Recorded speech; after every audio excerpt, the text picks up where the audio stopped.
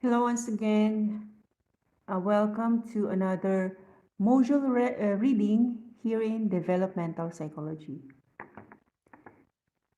Today we're going to tackle the Sigmund Freud's psychoanalytic theory.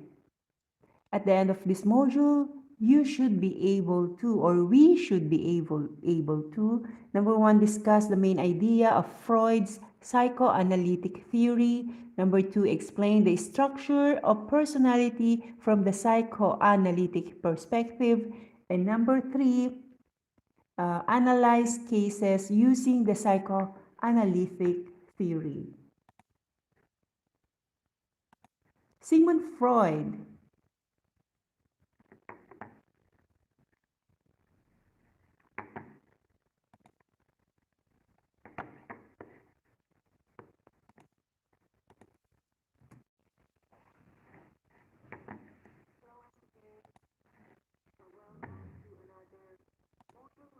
Meron akong echo. Again, Sigmund Freud from 1856 to 1939. He is the oldest of the 8 children, married with 3 girls and 3 boys. Physician, neurologist, based on theory on personal experiences, died of cancer of jaw and mouth, lifelong cigar chain smoker. So that's Sigmund Freud. Fundamental assumption, Freud believed that unconscious factors motivate our behavior. Unconscious motives and conflicts are central. Experiences or events of first 6 years of life are determinants of later development of personality, and later personality problems will have its roots on early repressed childhood conflict. Personality theory, we have the structural theory or structural theory. Conscious, this is the part of the mind that holds what you're aware of. Conscious can be verbalized your conscious experience and you can think about it in a logically. Preconscious, this is an ordinary memory. Things that are stored here aren't in the conscious. They can be readily brought into conscious. Unconscious. Freud felt that his part of the mind was not directly accessible to awareness. In part, he saw it as a dump box of urges, feelings, and ideas that are tied to anxiety, conflict, and pain. These feelings and thoughts have not disappeared, and according to Freud, they are there, exerting influence on our action and our conscious awareness. Functional theory. ID, biological, or id. A primitive part of the personality that pursues only pleasure and instant gratification. Number 2 is ego, psychological. The part of the personality that is aware of reality and is in contact with the outside world. The superego or the social. It contains our social conscience and through experience of guilt and anxiety when we do something wrong. It guides us towards socially acceptable behavior. Iceberg metaphor for the mind's layout. So there's a drawing here. Meron tayong Freud's conception of human psyche. Merong may iceberg metaphor. Ang makikita mo lang ay yung sa labas ng water ay yung conscious. May preconscious, yung medyo nasa gitna na, yung superego and ego. Yung unconscious, yun nga yung id. Sa labas naman nung iceberg na to, ito yung non-conscious. Note that ego is free floating in all three levels. We can use the metaphor of an iceberg to help us in understanding Freud's topographical theory. Only 10% of an iceberg is visible or the conscious, whereas the other 90% is beneath the water, that is the preconscious and unconscious. The preconscious is allotted approximately 10% to 15%, whereas the unconscious is allotted an overwhelming 75% to 80%. According to Freud, the ego dwells in the conscious minds and the id and the superego in the area of unconscious. Freud argued that our personality should be in a state of dynamic equilibrium or the balance, and if there is too much id, superego, or a weak ego, then an individual will become unbalanced and possibly suffer from psychological difficulties.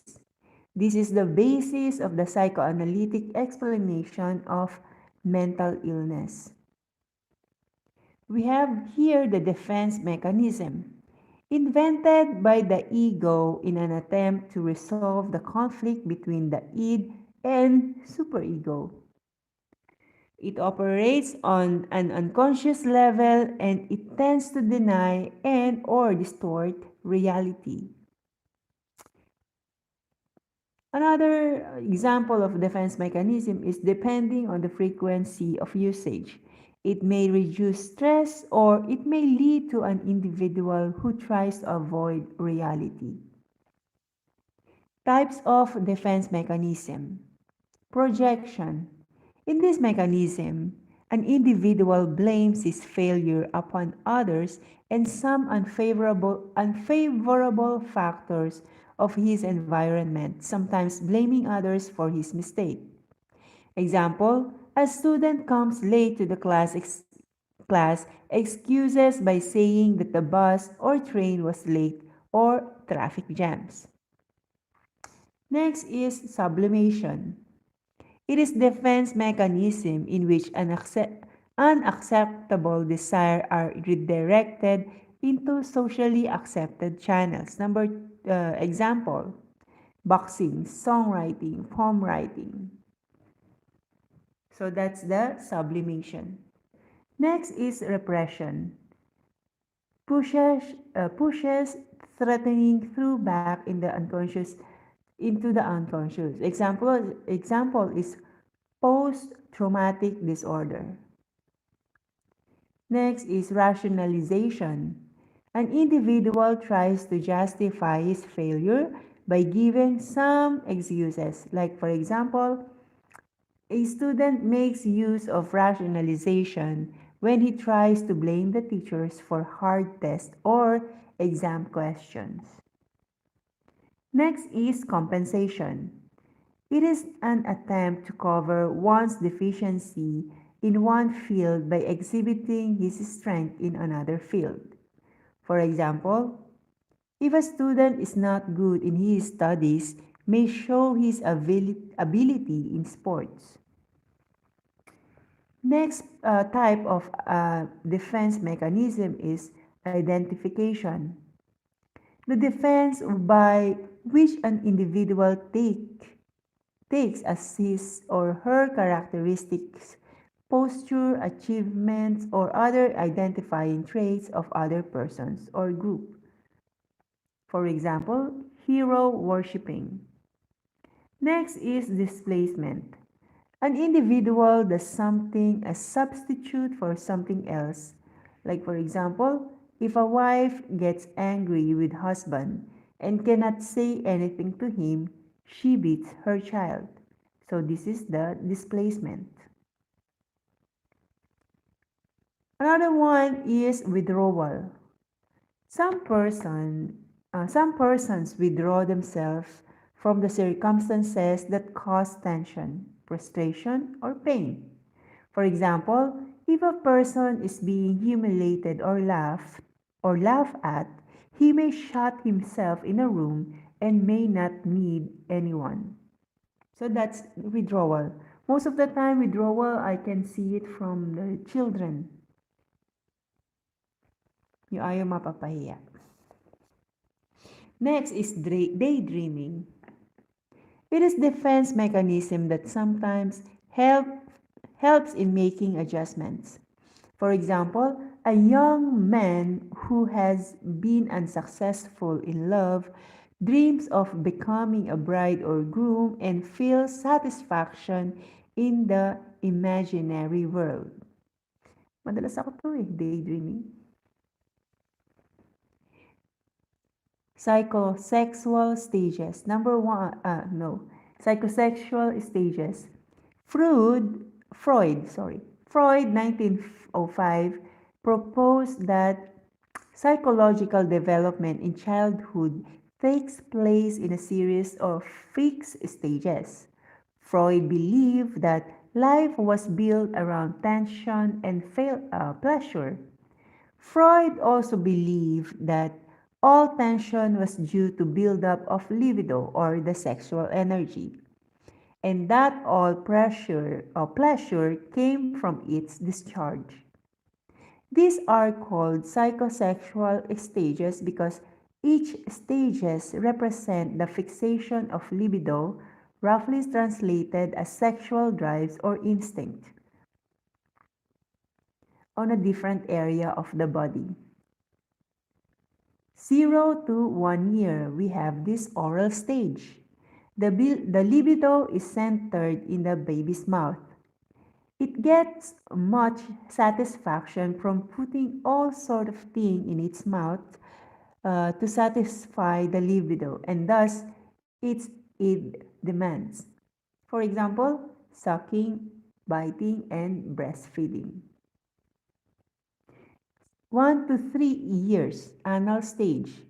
The libido now becomes focused on the anus, and the child derives great pleasure from defecating. One learns independence, accepts personal power, knows to express negative feelings of rage and aggression. 3 to 5 or 6 years, phallic stage. Sensitivity now becomes concentrated in the genitals, and masturbation, in both sexes, becomes a new source of pleasure. The child becomes aware of anatomical sex differences, which set in motion the conflict between erotic attraction, resentment, rivalry, jealousy, and fear. We have this example, the Oedipus complex, the boy desiring mother as a love object. The next one is Electra complex, girl desiring father, his love and approval. Next is latency stage from 5 years old to 5 or 6 years old to puberty. No further psychosexual development takes place during this stage. Latent means hidden. The libido is dormant. Freud thought that most sexual impulses are repressed during the latent stage and sexual energy can be sublimated. So we have this, the defense mechanism towards the school, work, and hobbies, and friendship. So, nawawala yung nagiging latent siya, hindi siya nakikita or hidden siya. Ito yung 5 to 6 until puberty, so it's latency stage. Siguro dahil marami ng activities sa school, marami na pwedeng gawin, may mga kaibigan na, so nagiging hidden na siya. Next, puberty to adult, genital stage. It is time of adolescent sexual experimentation, the successful resolution of which is settling down in a loving one-to-one relationship with another person. in our 20s. For Freud, the proper outlet of the sexual instinct in adult was through heterosexual intercourse. Fixation and conflict may prevent this with the consequence that sexual perversion may develop. So we also have these references, Boundless, the Freudian psychoanalytic theory of personality. Boundless psychology, boundless. All right, and we have this MacLeod SA 2009 defense mechanism. So it retrieves from www.simplypsychology.org defense mechanism.